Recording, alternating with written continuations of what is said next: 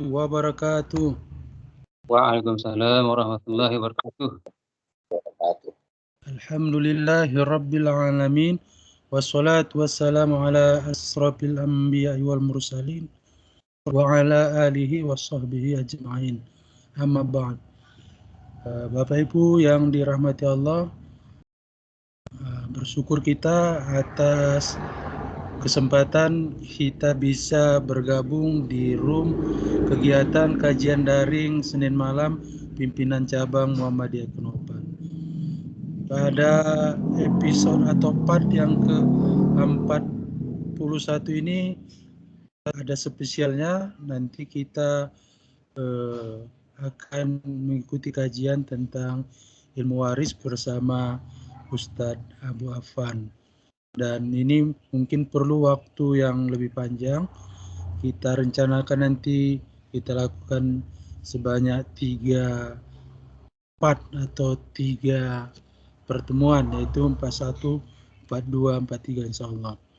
Dan ini merupakan salah satu hal yang mulai agak jarang dikaji. Jadi mudah-mudahan melalui kegiatan kajian tentang ilmu waris ini memberi kita gambaran, dan mungkin ini akan terjadi setiap hari mungkin di banyak keluarga muslim terkait dengan waris ini. Dan tak lupa selawat serta salam kepada junjungan kita Nabi Muhammad SAW. Allahumma sholli alaihi. Semoga kita menjadi pengikutnya yang istiqomah hingga akhir hayat kita kelak. Baik, kita awali kajian kita pada malam hari ini dengan melafazkan al-basmalah. Bismillahirrahmanirrahim. Dan selanjutnya mari kita simak pembacaan wahyu ilahi. Pada kesempatan ini akan dibacakan oleh Ustadz Bunaya. Kepada Ustadz kami persilakan. Assalamualaikum warahmatullahi wabarakatuh. Waalaikumsalam warahmatullahi wabarakatuh.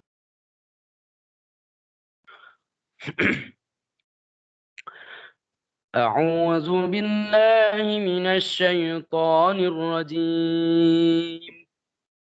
بسم الله الرحمن الرحيم. إن الذين يأكلون أموال اليتامى ظلما إنما يأكلون في بطونهم نارا وسيصلون سعيرا. يوصيكم الله في أولادكم للذكر مثل حظ الأنثيين، فإن كن نساء فوق 2 فلهن ثلثا ما ترك، وإن كانت واحدة فلها النصف، ولأبويه لكل واحد منهما السدس مما ترك إن كان له ولد، فإن لم يكن له ولد وورثه أبواه فلأمه الثلث، فإن كان له إخوة فلأمه السدس من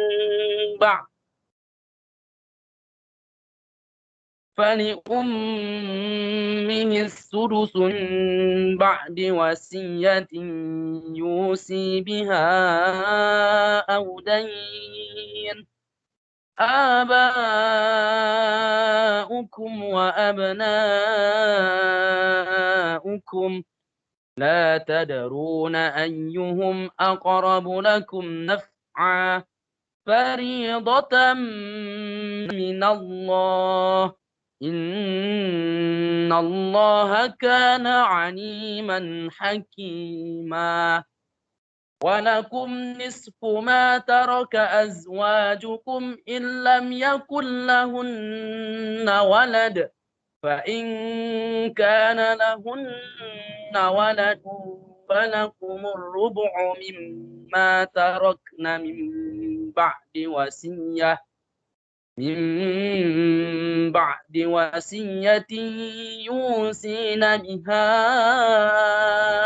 أو دين ولهن الربع مما تركتم إن لم يكن لكم ولد فإن كان لكم ولد فلهن الثمن مما تركتم من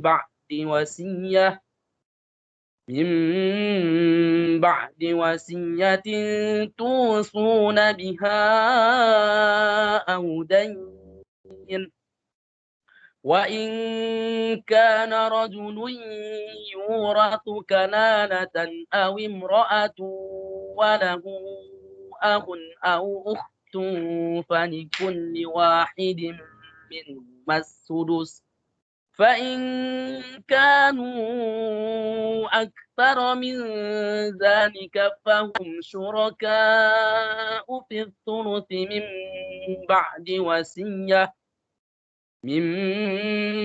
بعد وصية يوصى بها أو دين غير مضار وصية من الله والله عليم حليم والحمد لله رب العالمين. السلام عليكم ورحمة الله وبركاته. Waalaikumsalam warahmatullahi wabarakatuh. Syukran Ustaz Bunaya, jazakallah. Baik, kita langsung saja waktu dan waktu dan kamera kita persilakan ke Ustaz Jul atau Abapan. Alhamdulillah, syukran. Bismillahirrahmanirrahim. Assalamualaikum warahmatullahi wabarakatuh. Waalaikumsalam warahmatullahi wabarakatuh. Innal hamdalillah nahmaduhu wa nasta'inuhu wa nastaghfiruh wa na'udzu billahi min syururi anfusina wa min sayyiati a'malina may yahdihillahu fala mudilla lahu wa may yudlil fala hadiya lahu asyhadu an la ilaha illallah wahdahu la syarika lahu wa asyhadu anna Muhammadan abduhu wa rasuluh sallallahu alaihi wasallam. Amma ba'd. Alhamdulillah, kita bersyukur kepada Allah Subhanahu wa taala pada malam hari ini kita diberi kesempatan untuk bertemu dalam kajian daring Senin malam. Alhamdulillah, pertama-tama yang saya muliakan para peserta kajian, baik itu dari keluarga SMP Muhammadiyah Ahmad Dahlan, kemudian SD Muhammadiyah, kemudian para Bapak Ibu yang saya muliakan dimanapun berada. Insya Allah kita mulai yaitu pelajaran ilmu waris atau ilmu faraid. Ya, langsung saja. Nama ini ilmu al-faraid diambil dari sabda Nabi sallallahu alaihi wasallam yang mana beliau bersabda al-hiqul faraid. Ya, al-hiqul faraid bi ahliha fama baqiya fahuwa li aula rajulin dzakarin. Rasulullah bersabda, berikanlah apa itu al-faraid. Berikanlah al-faraid. Al-faraid adalah bagian harta untuk ahli waris yang telah ditentukan Allah dalam Al-Quran. Itulah disebut dengan al-faraid. Jadi ilmu ini adalah ilmu yang mempelajari tata pembagian harta waris. Nama lainnya adalah ilmu al-mawaris. Alhamdulillah, ilmu ini sudah berjalan di kalangan para sahabat dan mereka sangat bersemangat. Ketahuilah bahwasanya Allah SWT telah menetapkan hukum waris dengan hikmah dan dengan ilmunya. Dia Ta'ala telah menentukan pembagiannya di antara ahlinya dengan sebaik-baik pembagian dan yang paling adil, sesuai dengan tuntutan hikmahnya yang sangat tinggi dan rahmatnya yang menyeluruh, serta ilmu Allah yang mencakup segala sesuatu. Allah Subhanahu wa Ta'ala menjelaskan demikian itu dengan penjelasan yang sempurna. Maka datanglah ayat-ayat dan hadis tentang ilmu waris yang meliputi segala sesuatu yang mungkin terjadi terkait dengan pembagian harta yang diwariskan. Tetapi di antara ayat-ayat itu ada yang jelas maksudnya, mudah dipahami oleh setiap orang, namun sebagiannya ada yang membutuhkan perhatian dan renungan yang mendalam. Ya, nanti insya Allah kita lihat bentuknya seperti apa dia. Kalau kita baca begitu saja, kita tidak mampu memahaminya. Kemudian orang-orang jahiliyah dulu, mereka itu tidak memberikan harta waris kepada wanita dan anak laki-laki yang masih kecil. Mereka mengatakan tidak diberi warisan kecuali orang-orang yang ikut berperang dan telah meraih rampasan perang. Lalu Allah Subhanahu wa Ta'ala membatalkan hukum jahiliyah yang dibangun di atas kebodohan dan kezaliman. Nah, Allah Ta'ala menjadikan kaum wanita ya di masa Islam bersekutu, yakni sama-sama mendapat harta warisan bersama kaum laki-laki menurut tuntutan kebutuhan mereka. Ya. Jadi jelas ilmu waris adalah hal yang sangat penting di dalam agama kita. Namun saudara-saudara, sayangnya ya hari demi hari, tahun demi tahun, ilmu waris atau hukum pembagian warisan itu telah diabaikan kebanyakan kaum muslimin, dan itu sudah kita temukan langsung. Mungkin kita sama-sama mengalaminya, bahwasanya umat Islam saat ini sangat jauh, ya sangat lalai dari ilmu atau hukum yang disyariatkan Allah tentang waris. Oleh karena itu, ya tadi Qori kita telah membacakan di ayat 11, Allah Ta'ala menggunakan kata yusi, ya yusi, yaitu Allah berwasiat. Ya, Allah berwasiat. Maknanya Allah mewajibkan. Namun wasiat ini Allah gunakan adalah untuk agar hamba-hambanya kaum muslimin memperhatikan, sehingga Allah berwasiat dengan keadaan ini. Nah, begitupun selanjutnya Allah mengatakan di dalam ayat yang terakhir, ya, faridatan minallah. Ketentuan ini datangnya dari Allah. Innallaha kana aliman hakima. Sesungguhnya Allah Maha mengetahui, Maha bijaksana. Tidak sampai di situ, Allah terus mengingatkan hamba-hambanya agar tidak lupa melalaikan tentang syariat pembagian harta waris yang telah ditetapkan Allah Subhanahu wa taala. Ya, Allah mengatakan di dalam ayat dari yang terakhir dari surah An-Nisa, surah yang terakhir yaitu ayat 176. Yubayyinullahu lakum an tadillu wallahu bikulli syai'in alim. Allah menerangkan hukum ini kepada kalian supaya kalian tidak sesat. Jelas dia ya. An tadillu, supaya kalian tidak sesat. Dan Allah Maha mengetahui segala sesuatu.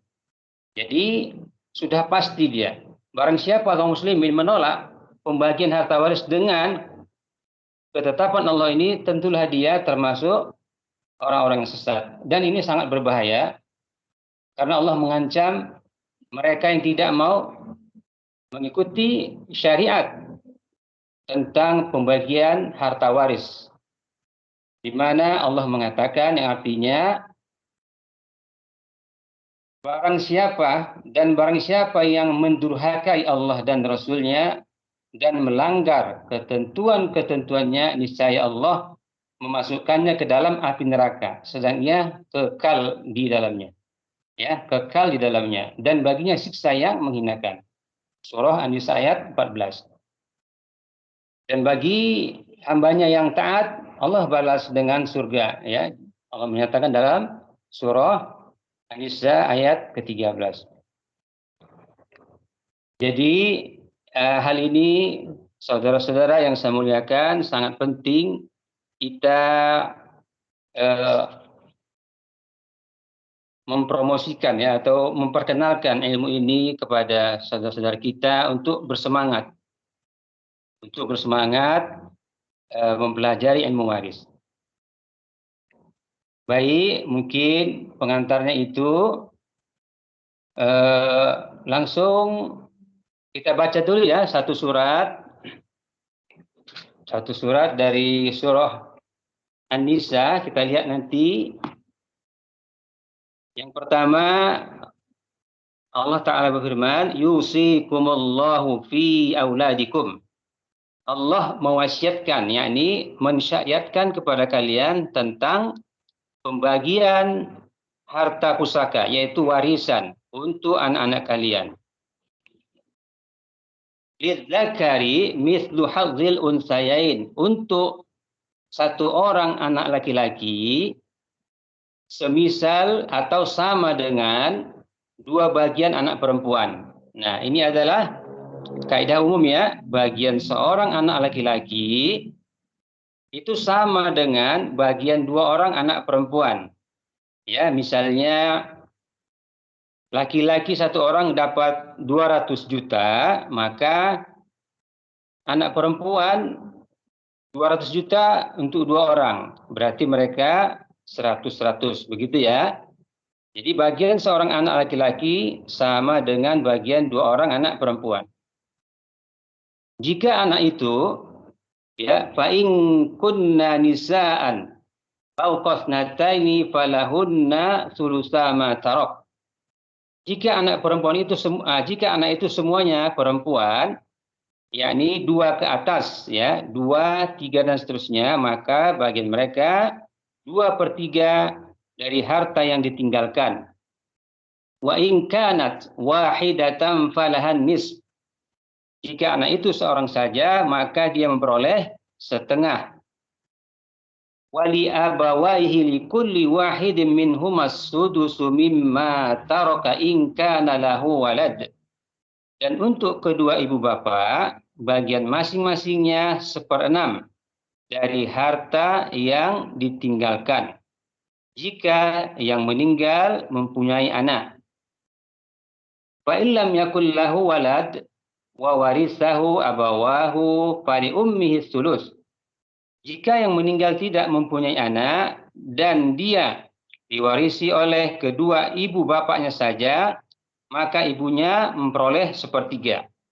Nah, ini sebagai contoh, jika yang meninggal tidak mempunyai anak, Allah katakan, dan dia diwarisi oleh kedua ibu bapaknya saja, maka ibunya memperoleh sepertiga. Nah, di sini Allah tidak sebutkan untuk ayah. Nah, gitu ya. Dia tidak kelihatan, maka kita butuh penjelasan para ahlinya. Ya, di sini jawabannya adalah ayah itu mengambil sisa. Ya, dan seterusnya nanti kita praktekkan. Mungkin kalau belum sempat malam ini, insya Allah pertemuan yang akan datang. Baik, fa in kana lahu ikhwah fali ummihi sudus. Jika yang meninggal mempunyai beberapa saudara, maka ibunya, yakni ibu mayit, maka mendapatkan 1/6. Min ba'di wasiyatin yusi biha audain.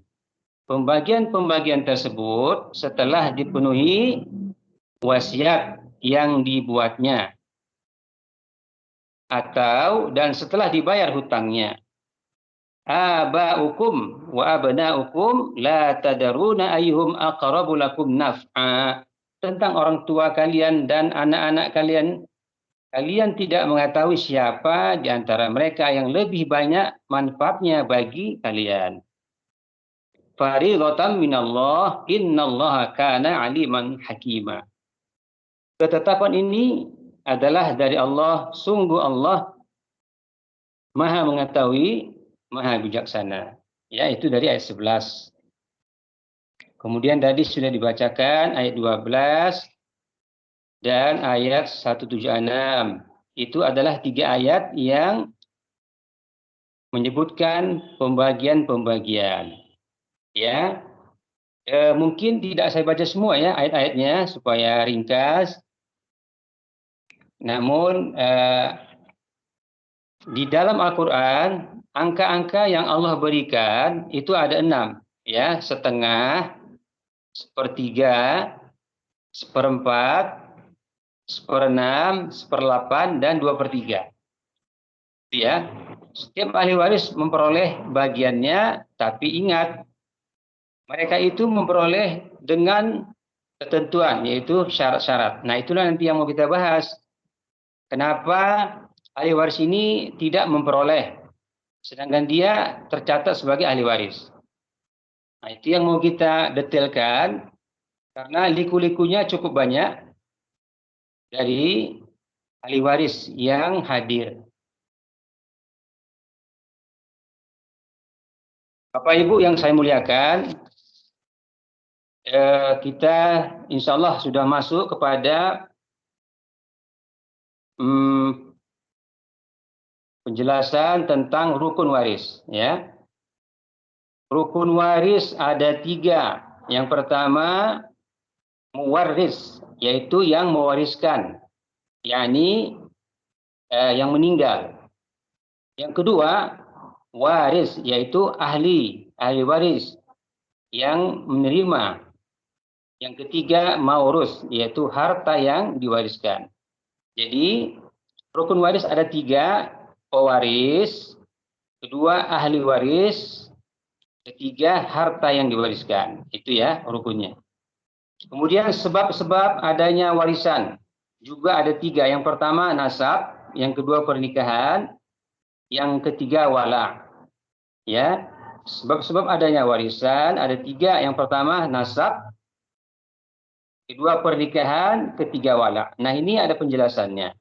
Tentang nasab dibagi 3 lagi. Ya, nasab dibagi 3, yaitu furu', ya, furu', usul, dan hawashi. Ya, saya ulangi. Nasab ada 3. Furu'. Furu' itu adalah keturunan dari mayit, ya. Jadi pembicaraan waris itu segala sesuatunya dikembalikan ke mayit. Misalnya telah meninggal sepulan, meninggalkan ibu, ya, kakek, itu maksudnya ibunya mayit. Kalau istrinya disebut istri, ya istri mayit, dan seterusnya. Jadi nasab ada 3. Yang pertama, furu'. Furu' adalah keturunan, anak laki-laki, anak perempuan, cucu laki-laki, cucu perempuan, dan seterusnya ke bawah. Ya. Yang kedua, usul, yaitu orang tua. Orang tua mayit, ayah, ibu, kakek, nenek. Nah, nenek ada 2, nenek dari ibu dan nenek dari ayah. Nah, itu dia namanya usul. Yang ketiga, hawashi. Hawashi adalah dari kelompok selain anak dan orang tua, seperti saudara, ya, kemudian paman, ponakan dan sepupu. Nah, itulah dia nasab.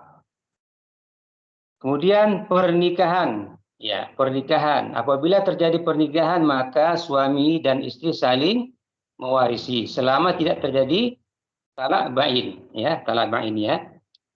Selama tidak terjadi talak bain. Baik, nanti ini kalau mau dirinci, insya Allah kita rinci. Kemudian wala, ya, wala, yaitu keterkaitan antara orang yang membebaskan budak. Nah, jadi orang ini baik dia laki-laki maupun perempuan mendapat harta waris dari mantan budaknya. Nah, itulah dia rukun warisan, sebab, dan ada yang lainnya. Sebentar ya, ini syarat-syarat warisan. Syarat-syarat warisan itu adalah meninggalnya pewaris, kemudian hidupnya ahli waris, dan ketiga, pembagian waris berdasarkan ilmu, bukan berdasarkan selera. Nah, inilah dia syarat-syaratnya. Ya, syarat-syaratnya itu pewarisnya meninggal, kemudian ahli warisnya hidup, lalu dibagi secara ketetapan Allah Ta'ala, gitu ya. Jadi kalau ada orang, misalnya seorang ayah mengatakan, wahai anak-anakku, ini nanti kalau ayah meninggal, ini udah saya tulis, ya, ladang yang sana untukmu si A, yang ini untukmu si B, yang ini untukmu si C, dan seterusnya.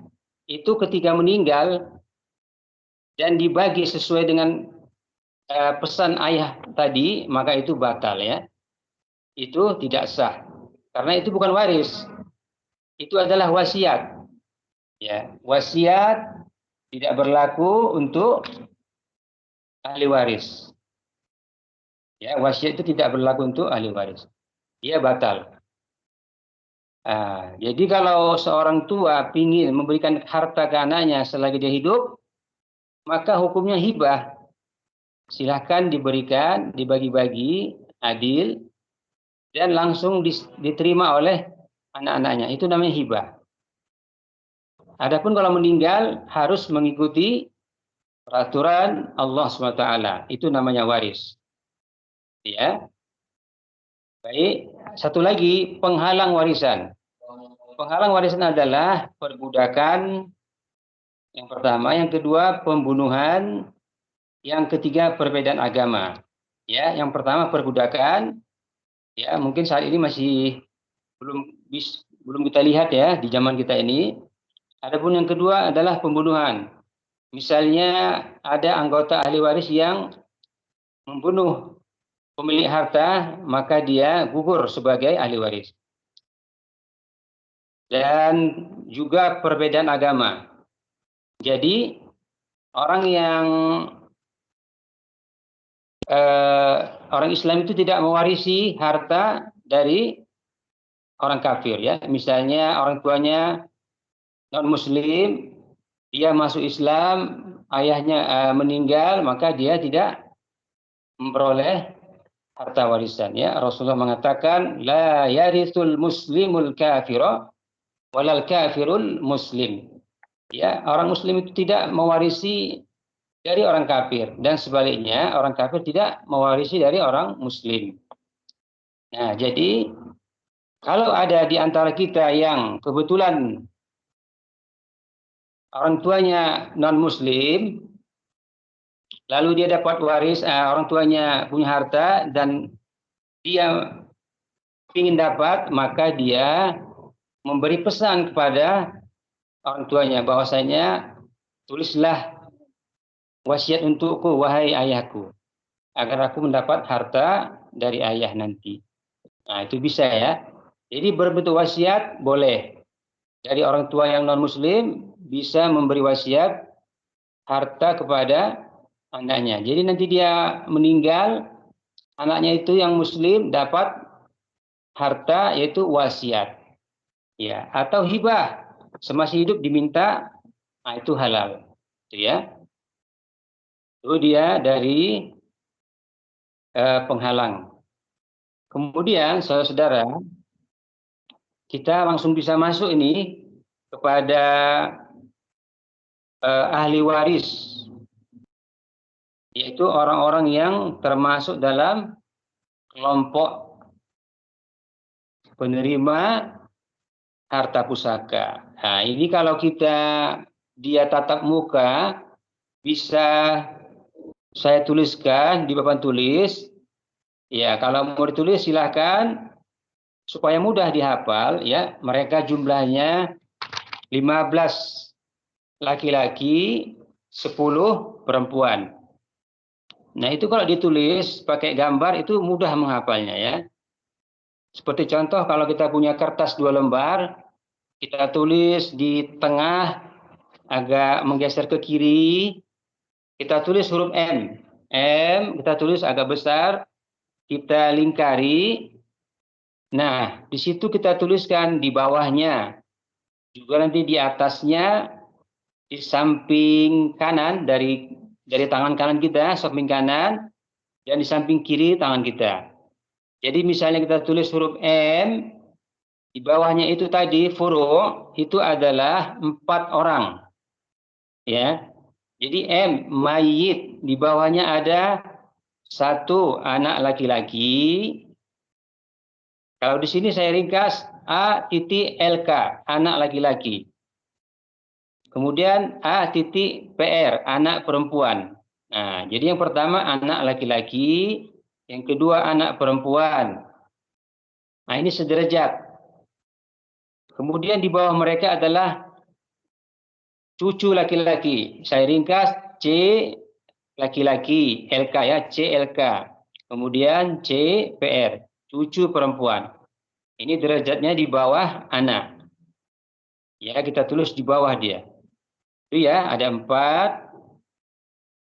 Kemudian kita tulis di atas huruf M, yaitu orang tua, ayah, gitu ya, ibu, kemudian kakek, kemudian nenek dari ibu, dan nenek dari ayah. Nah, itu ya, jumlahnya sudah 9. Oke. Gimana Bapak Ibu? Kalau belum sempat nulisnya, mungkin ya suatu hari dia bisa dikirimkan ya. Oke ya, saya ulangi ya. Mayit, huruf M, di bawahnya itu kelompok furu' tadi, yaitu keturunan anak laki-laki, anak perempuan, sederajat. Di bawahnya cucu laki-laki, cucu perempuan. Kemudian di atas ayah, ibu, ya, kakek, nenek dari ibu, nenek dari ayah. Ya. Kemudian di samping kiri dari tangan kita suami atau istri. Nah, ini nanti mayit terserah yang mana, bisa jadi istri, berarti salah satunya yang ditinggal suami, atau suami yang wafat berarti yang ditinggal istri. Jadi di bawah huruf M tadi 4, di atasnya 5, 9, tambah 2, 11. Ya, tinggal 14 lagi, yaitu dalam kelompok namanya hawashi. Ya, hawashi itu adalah saudara, seperti saudara laki-laki kandung. Ya, di sini saya singkat SDR LK saudara laki-laki kandung, ya. SDR titik LK titik K, saudara laki-laki kandung. Yang kedua, saudara perempuan kandung. Nah, ini ya. Berikutnya, saudara laki-laki seayah. Saudara laki-laki seayah. Dan bersamanya saudara perempuan seayah. Nah, itu kelompok kedua. Ini sesuai dengan tingkatannya ya. Mereka mempunyai derajat masing-masing. Lalu berikutnya saudara laki-laki seibu. Dan saudara perempuan seibu. Nah, ini jumlahnya sudah 6. Baik.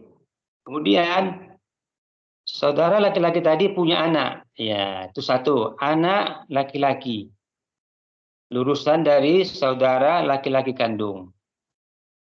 Itu ya. Kemudian anak laki-lakinya saudara laki-laki seayah yang tadi sudah disebutkan. Itu ya. Jadi anak dari saudara ada 2.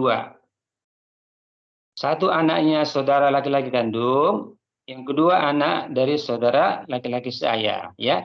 Nanti Bapak Ibu silakan ditanya kalau masih belum paham tentang saudara seayah, saudara seibu seperti apa, nanti biar kita jelaskan.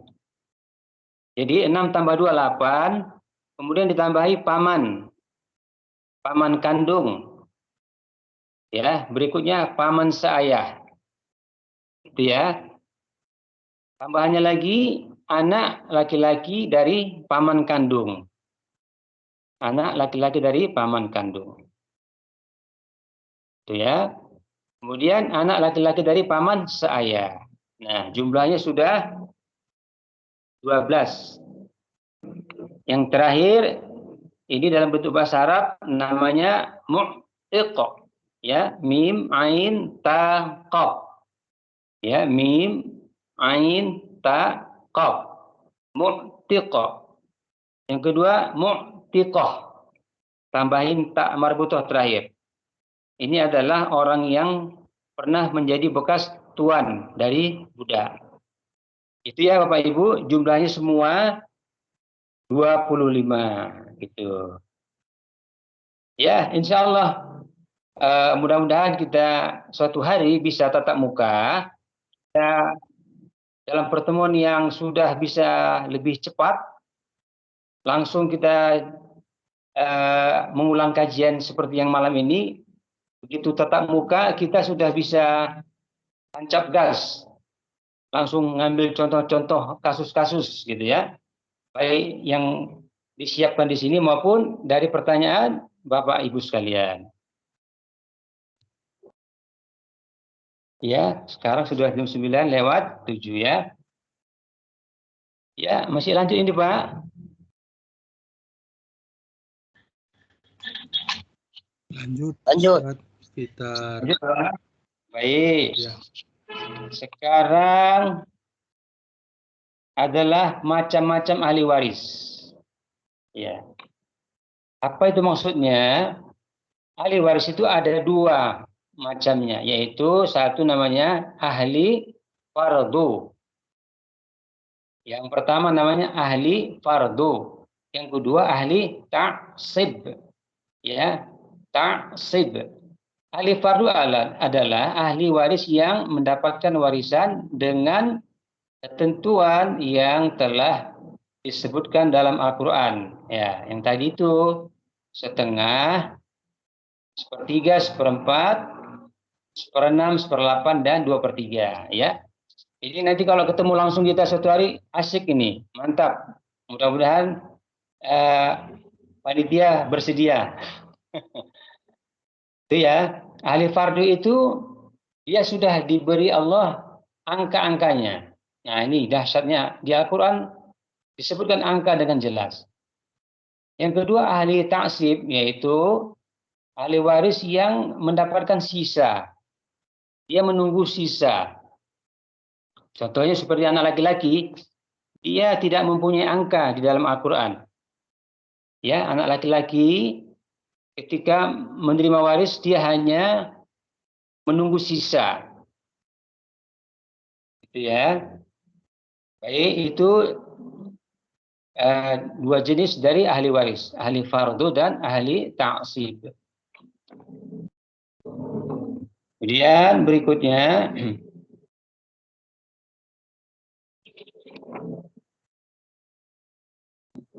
ya pertama perlu juga kita mengetahui istilah ya, dalam ilmu waris itu ada istilah yang tadi, yang dalam kelompok kedua ta'sib atau disebut dengan asabah. Asabah yaitu ahli waris yang menerima sisa. Nah, asabah ini perlu sekali kita pahami karena dia ada 3 macam. Ya, ada 3 macam dan ini kita harus paham karena nanti kita kalau menemukan kasus kita mudah menjawabnya, mengisi atau memberikan jatah-jatah itu. Yang pertama namanya asabah bin nafsi. Ya, dia punya nama asabah bin nafsi. Apa itu? Yaitu ahli waris dia menerima sisa dengan sendirinya. Nah, gitu. Anak laki-laki contohnya. Dia asabah bin nafsi. Jadi harta waris diterimanya sisa mutlak tanpa dia butuh orang lain. Begitu ada dia langsung jadi penerima sisa harta yang biasanya jumlahnya banyak. Ya.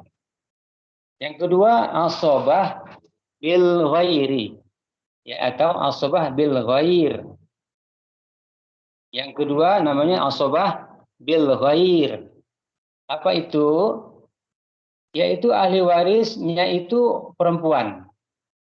Ahli warisnya itu perempuan, dia bisa menjadi asabah, padahal tadi sudah Allah sebutkan untuk perempuan itu udah tetap, yaitu setengah atau 2/3. Namun pada kesempatan lain, perempuan yaitu bintun, anak perempuan mayit, dia bisa menjadi asabah bil ghair. Kapan? Ketika dia menjadi ahli waris bersama anak laki-laki. Nah, itu dia ya. Kalau anak perempuan jadi ahli waris bersama anak laki-laki, maka dia menerima sisa. Di situ nanti dia menerima setengahnya daripada saudara laki-lakinya, gitu ya. 2 kali lipatnya laki-laki. Nah, inilah dia namanya asabah bil ghair. Jadi dalam hal ini kita lihat di masyarakat mereka tidak terima anak perempuan kok dapat setengah, saudara laki-laki anak laki-laki kok penuh, lebih lagi 2 kali lipat. Sebenarnya ini ketentuannya. Anak perempuan apabila bersama anak laki-laki, ya, maka anak perempuan dari dari mayit dia mendapatkan 1 bagian. Adapun anak laki-laki 2 bagian. Disebut dia asabah bil ghair, itu ya. Yang terakhir asabah ma'al ghair. Asabah ma'al ghair. Asabah ma'al ghair adalah ahli warisnya juga wanita. Itu hanya 2 orang. Yaitu saudara perempuan kandung atau saudara perempuan seayah. Ketika mereka bertemu dengan anak perempuan. Nah, jadi kalau ada ahli waris hanya anak perempuan, kemudian di situ ada saudara mayit yang perempuan kandung, maka saudara perempuan tadi menjadi asabah ma'al ghair. Dia mendapat jatah sisa. Dan itu nanti prakteknya kita lihat luar biasa ya. Dia mendapat sisa. Kemudian di bawahnya sedikit saudara perempuan seayah. Nah, itu juga sama gitu. Namun kalau nanti ada anak mayit yang perempuan 1, saudara mayit perempuan kandung 1, saudara perempuan seayah 1, maka saudara perempuan seayah gugur. Nah, itulah salah satu nanti syarat-syarat yang harus kita ketahui ya. Jadi ini kita mungkin masih di awal, belum bisa menangkapnya dengan mudah. Nanti Bapak Ibu silakan tanya, ada biar kita mendetailkannya. Jadi itu tadi ya, nama-nama asabah. Baik, sekarang sudah jam 21.14. Apakah pertanyaan dulu Pak atau lanjut? Baik, mungkin bisa kita buka sesi ya, tanya Iya, jawab. Ya, ya, biar nggak jauh kali nanti Pak ya.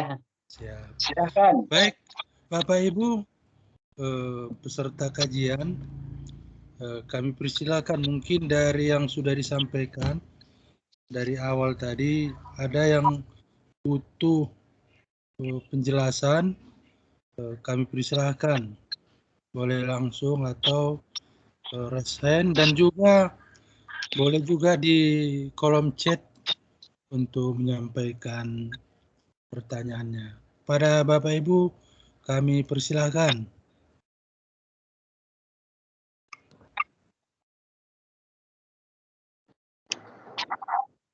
Assalamualaikum, Ustaz Jul. Waalaikumsalam. Alwi. Silakan. Ya Pak Alwi. Oh, Pak Ustadz, bisa nggak ini ditaruh di Excel? XL.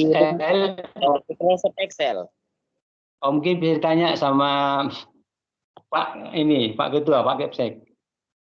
Ya, Pak Miko, guru matematika. Kan gini, Ya. kalau dia bayar kita misalnya pencairan uang pemerintah, ya kan Ya. ada potong pajak negara, potong pajak penghasilan, potong ini, itu ada rumusnya. Iya. Jadi misalnya uangnya 1 miliar, pajaknya sekian. Jadi hukum waris ini bisa tidak dirumuskan di Excel. Kasus A nanti tinggal masukkan uang, nampaklah sekian bagiannya gitu. Bisa nggak? Iya. Bisa, sudah ada apanya aplikasinya. Namun diakui juga para ahli bahwasanya nanti ada hal-hal yang sulit, dia tidak bisa, itu aplikasi tidak sanggup. Ya, dia tidak sanggup nanti menjawabnya itu. Paling tidak maksudnya kita membuka kajian ini adalah diantaranya setiap orang yang sudah pernah ikut kajian ahli waris, nanti dia mengalami pembagian harta, misalnya perempuan, dia tidak menolak lagi kalau dia diberikan jatahnya setengah, dia bisa menerima. Itu diantara tujuan belajar ilmu waris. Tidak pala sampai dia harus bisa kali, namun dia sudah punya gambaran bahwasanya ini adalah suatu kewajiban. Kalau tidak taat, ancamannya ini. Kalau taat, ini balasannya. Itu yang satu sasaran yang ingin dicapai oleh orang-orang yang sudah ikut kajian itu. Adapun aplikasinya ada, tapi saya tanya para ahlinya, aplikasi itu nanti ada yang nggak mampu. Itu nanti insya Allah kalau kita tatap muka bisa saya tunjukkan model-modelnya. Yang dia tuh luar biasa gitu ya, nggak mampu aplikasinya. Nah, nanti kalau tatap muka bisa saya tunjukkan nanti. Itu ya Pak Alwi. Terima kasih Pak Ustadz. Ya. Baik, kepada yang lain kita ada waktu lebih kurang 12 menit lagi. Assalamualaikum Ustaz. Waalaikumsalam. Ada Mr. Miko, silakan. Iya Ustaz, ini saya mau bertanya. Tadi salah satu yang menjadi penghalang warisan adalah misalnya pindah agama. Iya. Ada suatu kasus seorang anak menikah dengan pasangannya yang agama lain, kemudian dia murtad. Kemudian suatu hari pasangannya itu meninggal dan anaknya itu dan dia itu kembali memeluk agama Islam. Nah, tadi kan waktu ketika dia murtad, kondisi dia, posisinya dia sudah terhalang untuk warisannya. Dan ketika dia kembali lagi memeluk agama Islam, apakah dia berhak kembali menerima warisan atau tetap posisi dia tidak lagi mendapat warisan? Iya. Baik. Terima kasih. Assalamualaikum. Iya.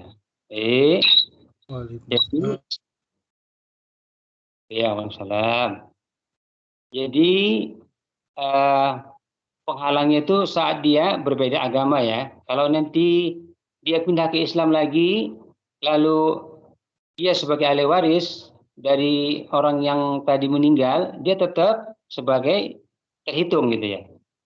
Nah, dia terhitung. Jadi kalau dia orang tuanya non-muslim, anaknya muslim, itu dia dianggap tidak ada. Yang muslim dianggap tidak ada, dicoret. Tapi kalau dia tadi orang tadi sudah sempat murtad, kembali lagi dia terhitung lagi ahli waris, tidak ada penghalangnya ya, gitu ya. Ya itu saja, terima kasih. Baik, terima kasih. Mungkin sedikit Ustadz, tadi Ya. kan salah satu memutus hak waris itu pindah agama. Iya. Jadi terjadi waris kan ketika meninggal. Iya. Pertanyaan Mr. Miko tadi, apakah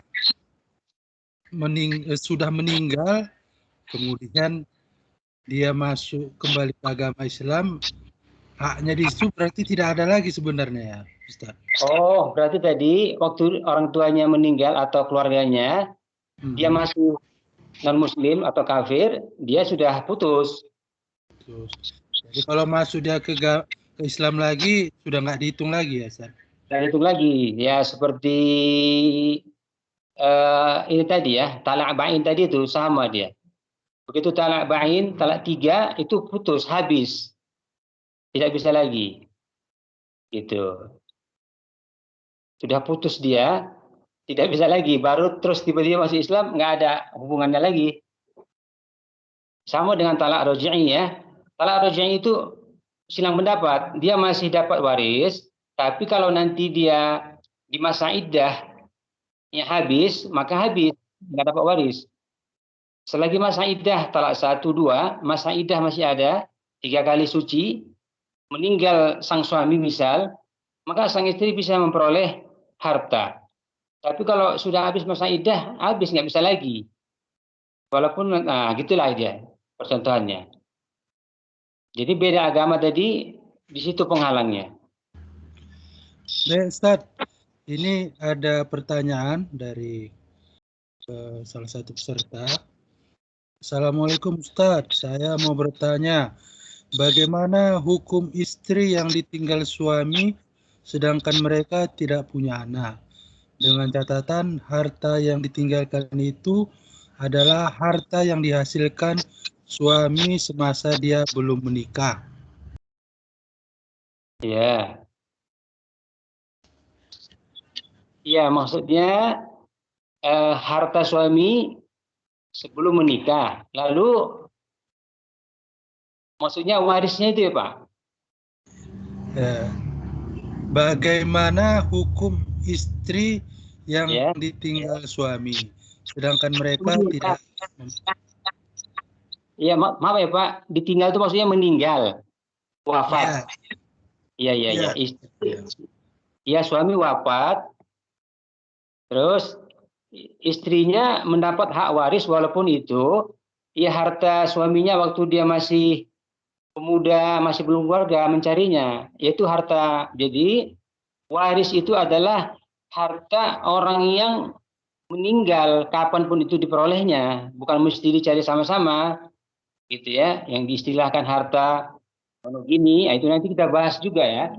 Jadi harta suami waktu dia masih pemuda sudah sangat kaya, lalu menikah, baru seminggu menikah, suami itu meninggal, maka istrinya langsung dapat 1/4 kalau tidak ada anak. Jadi istri langsung mendapat harta suaminya yang dulu dikumpul di masa masih lajang, lalu dia punya harta banyak, menikah, baru seminggu menikah, suaminya meninggal, maka istri tadi mendapat langsung 1/4 dari total harta. Kalau suaminya tidak punya anak. Gitu ya. Makasih. Ya, terima kasih Ustaz.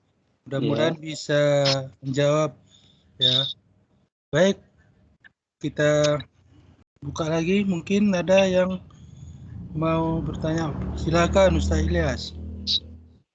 Assalamualaikum warahmatullahi wabarakatuh. Waalaikumsalam, Ustaz. Waalaikumsalam.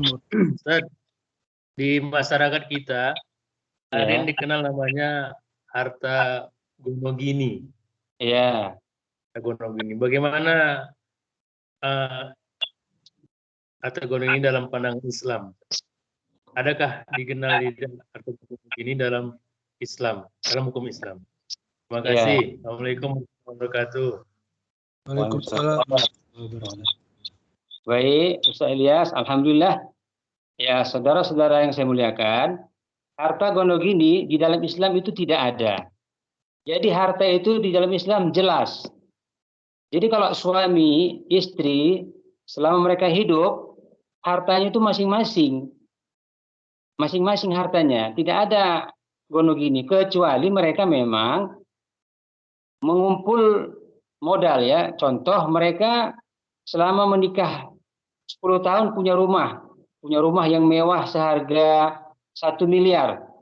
Dan mereka modalnya patungan, yang satu 60%, yang satu 40%. Itu kalau meninggal salah satunya, itu baru ada. Dibelah dia, dihitung.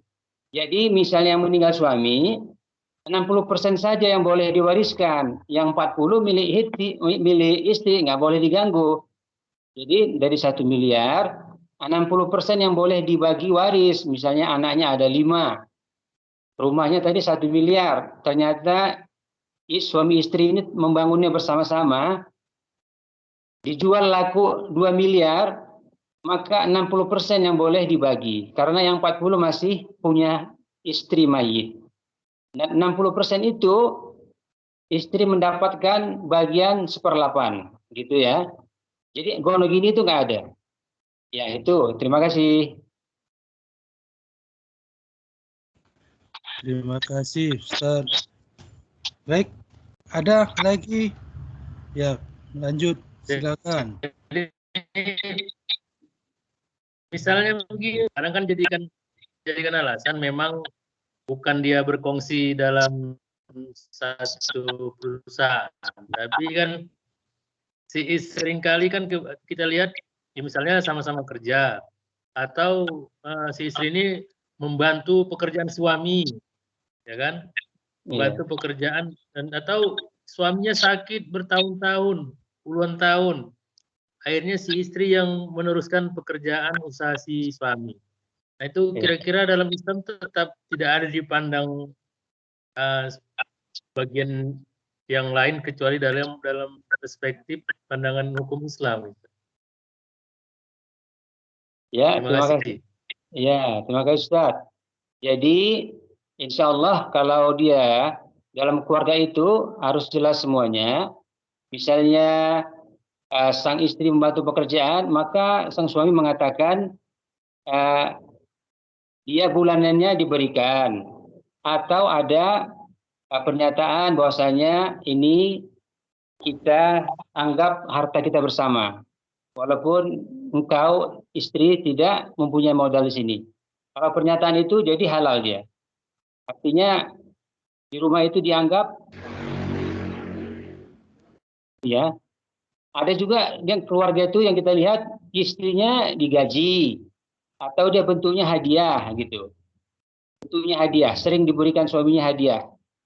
Jadi istrinya punya harta sendiri. Nah, gitu ya, Ustadz Ilyas. Wallahu a'lam bishawab.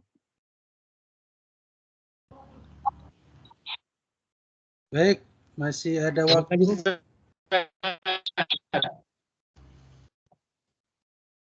Tunggu ya, putus-putus, Ustadz. Putus.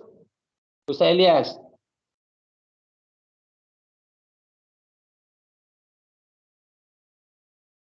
Ya, terima kasih. Sudah cukup.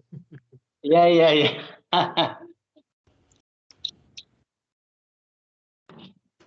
Baik, Bapak Ibu masih ada? Nanti mungkin di sesi kedua nanti bisa lebih dipertegas, mungkin terkait pertanyaan pertanyaan yang ada. Mungkin demikian Ustaz ya.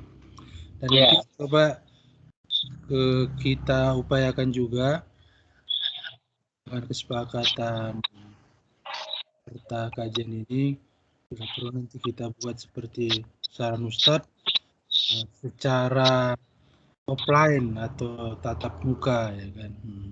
Ya. Namun kita rencanakan tetap nanti 3 sesi ini kita secara daring kita laksanakan, dan nanti mungkin setelah itu kita upayakan mungkin dikasih PR biar dikerjakan nanti pertemuan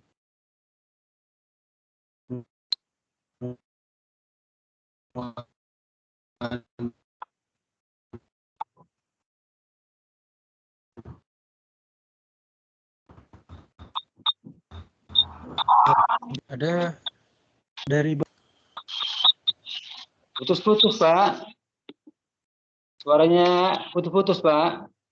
putus ya. Iya. Itu yang saya khawatirkan nanti.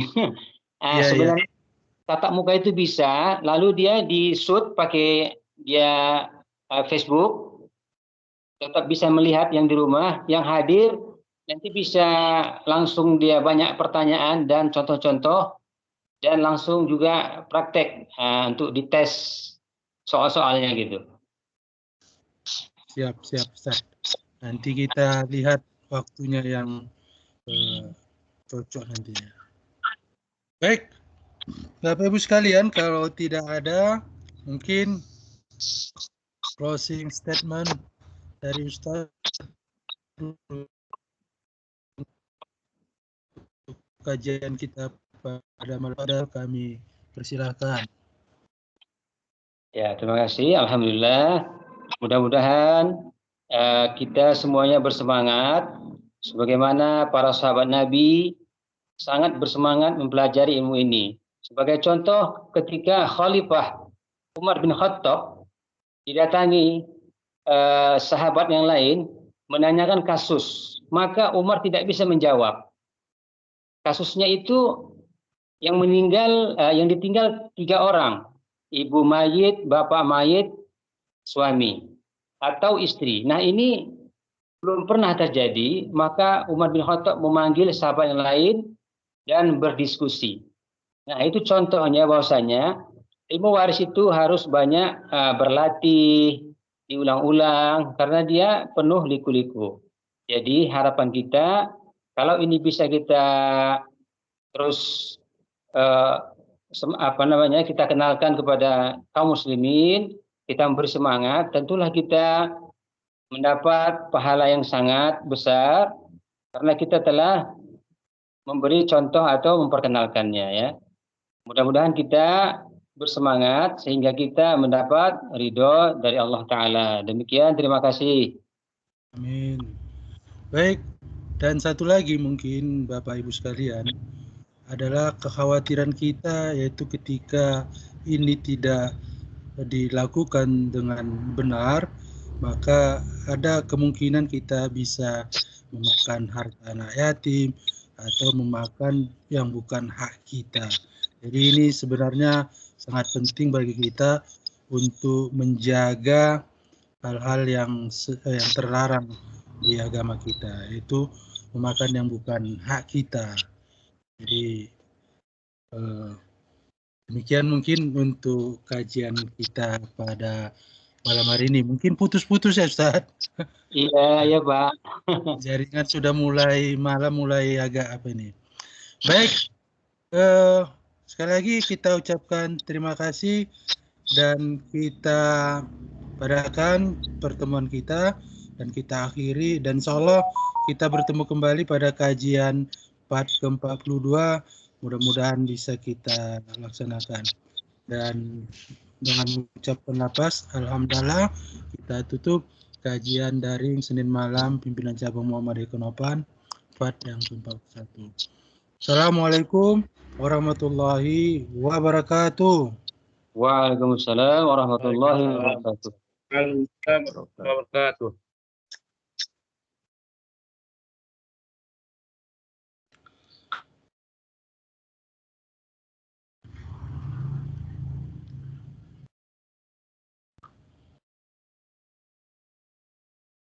sudah bisa